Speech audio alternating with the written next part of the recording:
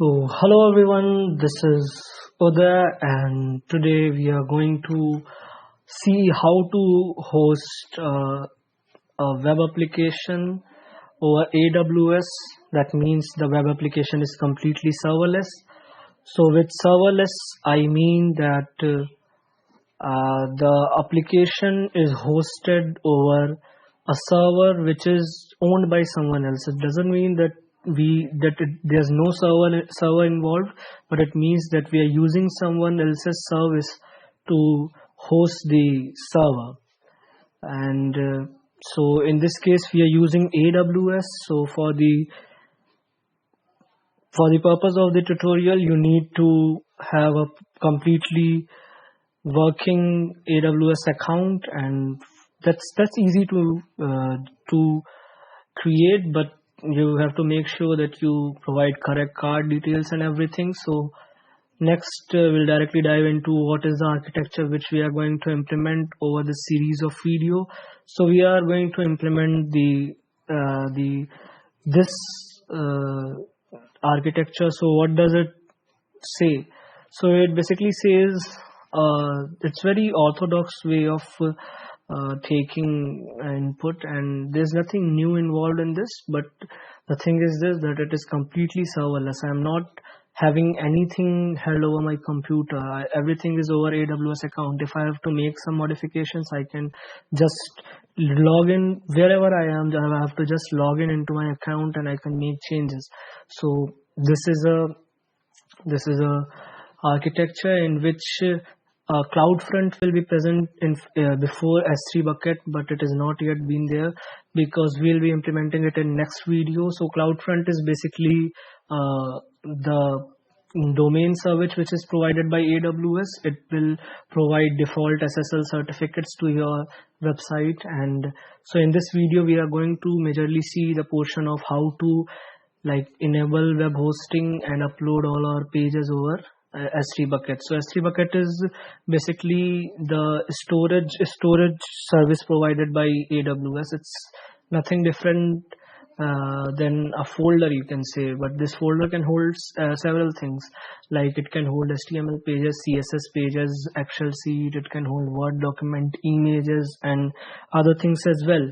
So we'll be creating a S3 bucket in which we'll be uploading all our HTML pages or all our CSS pages, and then we'll be moving to enable website hosting in our S3 bucket. So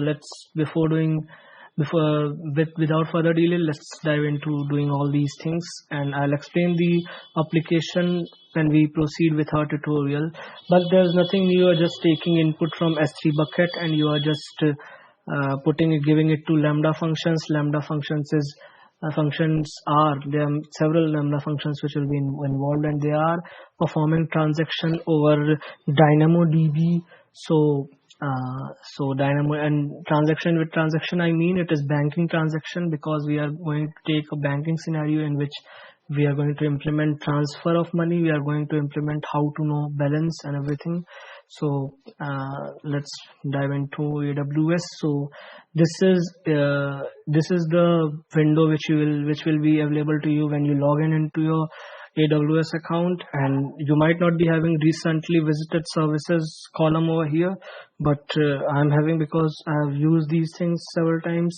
We'll click S3, or if you are not finding where S3 is, you can find it from going into service, and you will find S3 over here.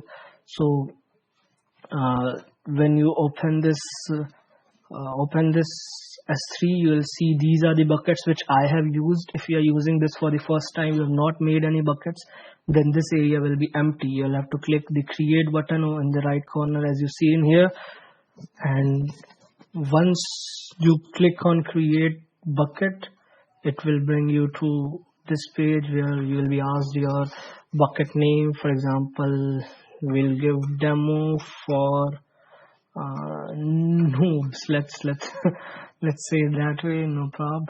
And we'll just uncheck this block all public access.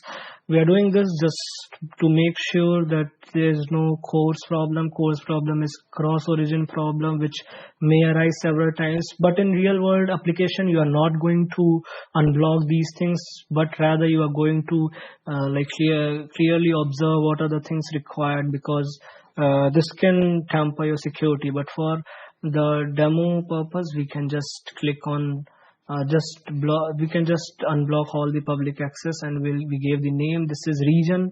Region is something that doesn't matter for S3, but for all other services, it's very important to choose a appropriate region. Region basically means which audience or which user you are targeting.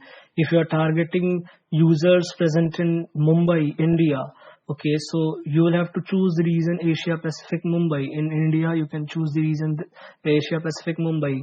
But when a person from New York is accessing your resources, it will be hard for him to, it will be slow for him. So basically, not for S3, but for all the other services, the region should be appropriate. And for one application, the region should be constant. Like you should put one region as the base region for all the services. It's not like if you are attaching a API gateway from Lambda function, they should be having same region. It's not like they should be having different region. So here we choose the Asia Pacific region. We acknowledge that yes, our object is going to be public, or S3 bucket is going to be public. And once you create bucket, you will return back to the index page where all the buckets are listed. So you will go search for your bucket and you'll click on it. So for now, there is no object in our bucket. So basically it will show that there's no object in your bucket, but we are going to upload objects. So we are going to upload 3 HTML pages and 1 CSS page, and all the things I'll make sure it is available in the description. So we'll click on upload. We can directly drag and drop also, but for now we'll click on upload. We'll navigate to our files. For example, for me, these are the 4 pages I'm going to upload. So next, and after doing next, you'll have to grant public access to all the files. That's again for avoiding course problem, that is cross origin for problems. So next, leave everything default, upload it. So you reach to this window again, but here after a few seconds you will see all the files are uploaded over here. And just a second, so here are the files. I guess there must be other files as well.